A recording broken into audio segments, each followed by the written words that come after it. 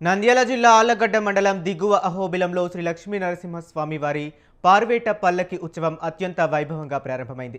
చుట్టుపక్కల గ్రామాల నుంచి వేడుకలను తిలకించేందుకు పెద్ద సంఖ్యలో భక్తులు తరలివచ్చారు.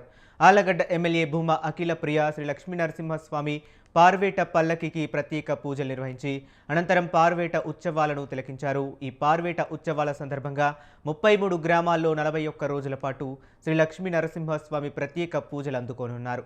42వ రోజు లక్ష్మీ నరసింహస్వామి అహోబిలం చేరుకుంటారు.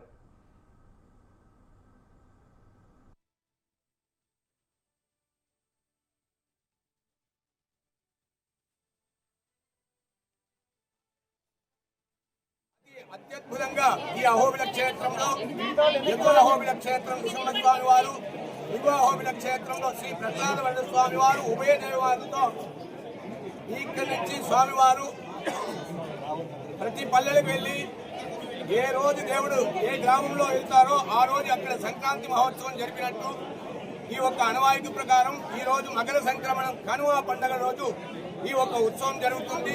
దీన్ని ప్రత్యక్షంగా పరోక్షంగా స్వామివారిని దర్శించుకున్న వాళ్ళందరికీ సంతాన సంపదం లక్ష్మీం ఆయురారోగ్య పూర్వికం శ్రీ నృసింహ పదధ్వంతో దద్యాద్ అత్యంత వైభవాది శ్రీమద్ ఆదివంశడగోప యతీంద్ర మహాదేశికాయ నమః శ్రీమదే శ్రీవంశడగోప శ్రీ రంగనాథ యతీంద్ర మహాదేశికాయ నమః.